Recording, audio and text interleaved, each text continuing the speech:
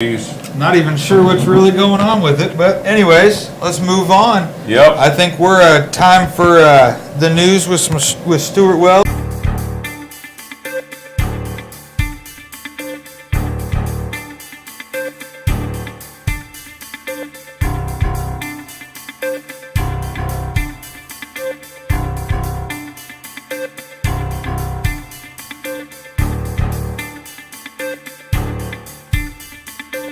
It's time for the Top Shelf Weekly Update with Stuart Wells. Hey everybody, sorry about those technical difficulties there. Welcome to your Top Shelf Weekly Update with Stuart. So, getting right into it, Memorial Day has come and gone, and I know that many of us will be visiting Missouri's lovely state parks in the coming months. And if you were like me and my family, you might be wondering if you can legally medicate within said parks. Well, I've done a bit of digging and found out that we can, so great news. Associated Press out of Jefferson City reported just last week about policy changes within the Parks Department after April of 2020. The Department of Natural Resources says that there were 51 arrests in Missouri state parks in all of 2020 for people possessing 10 grams or less of cannabis. To me, that still sounds like an awful lot, but arrests are down from 120 in 2019. So, with this new policy does come a few limitations. If you like to sit around the campfire and smoke, I do not recommend it. Consumption is still limited to private settings, and consuming in public will only turn you into a statistic. And you do not want that, and I do not want that. So, moving on.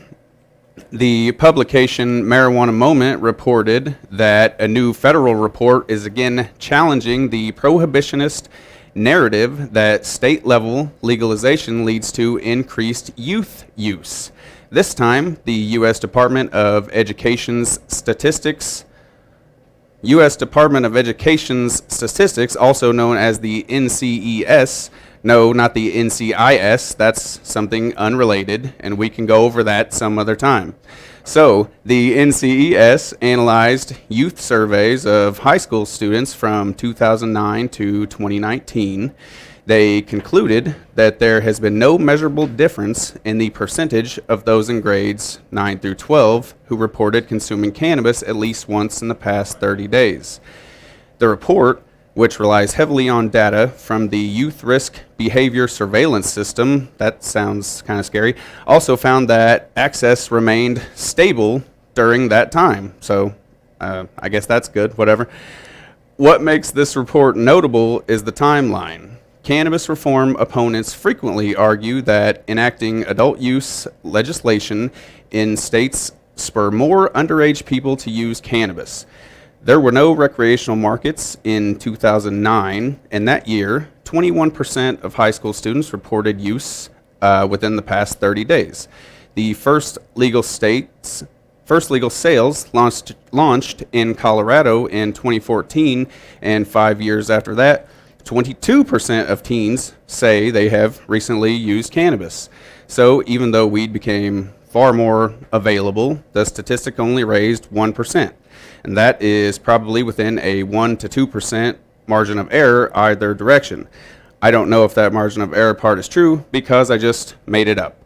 Moving on. A bill to legalize cannabis in Connecticut that is being backed by the governor was approved on Friday in another committee meeting, potentially setting it up for a floor vote next week. And I know this is unprecedented, but that cottonmouth will get you. Anyways, this news comes as Governor Ned Lamont's office, I think that's how you say that, and legislative leaders work to resolve differences in their respective legalization proposals. House Majority Leader Jason Rojas said on Tuesday that the plan was to reach an agreement by the week's end, with the expectation of acting on it sometime next week in the Senate. By a vote of 29 to 18, the Appropriations Committee in the last month, oh, I guess that was a continuation of that. Sorry, I was scrolling down. The latest action sets the stage for floor action in the Senate, where it could be amended to reflect a new agreement that both Lamont and lawmakers can support. That being said, time is running short to pass the reform during this legislative session, which ends July 9th. And both political parties involved in the legislation negotiations have said that they would prefer to avoid tackling this issue in a special session, though that idea has been floated around. Come on, y'all, just get it done. Many of you have heard of a former NFL player named Grant Wistrom, but if you are like me, then you may need it explained to you that he is a Super Bowl champion when he played for the, at the time, St. Louis Rams. Grant, a Joplin native, will be opening a dispensary in Springfield called Revival 98. Grant is expected, that's right, good job. He is expected to work in the store 3 days a week as a bud tender, actually. General Manager Jason Bach is quoted as saying that Grant is very excited about the project, and also saying that Grant plans on being a hands-on owner. Bach went on to say that Revival 98 will be entering the cannabis business at a time when the state's cultivation and manufacturing systems will allow for more steady supplies than last fall when Missouri's first dispensaries were opening. They do not expect to be stuck with the challenges faced by many dispensaries in those early months. When will Revival 98 be open? Bach confirmed the Springfield-based dispensary company recently completed its local business licensing and reached out to Missouri cannabis regulators with the state health department to begin the commencement inspection process needed to be allowed to open for sales to Missouri patients. So, that's all on that one. Anyway, sorry, sometimes I lose my spot for a second. Big news from Amazon for the cannabis community.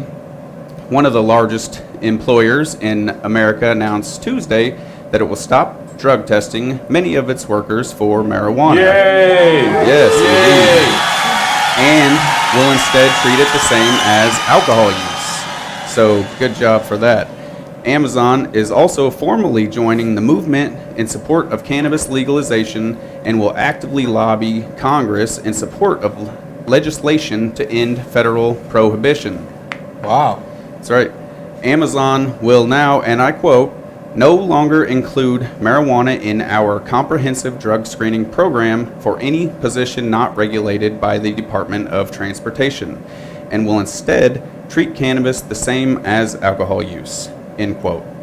However, they will still do impairment checks on the job and will test for all drugs, including cannabis, after any incident. Yeah. I take issue with that Yeah. based on how Yeah, long right. cannabis stays in a person's Yeah. system, right? I mean, if I smoke at home, I'm still going to be positive for marijuana when I get to work, Yeah. regardless if I have consumed that day or not. We as So- cannabis companies, we have to really watch that too, like with workman's comp issues, because Right. that's the first thing a workman's comp carrier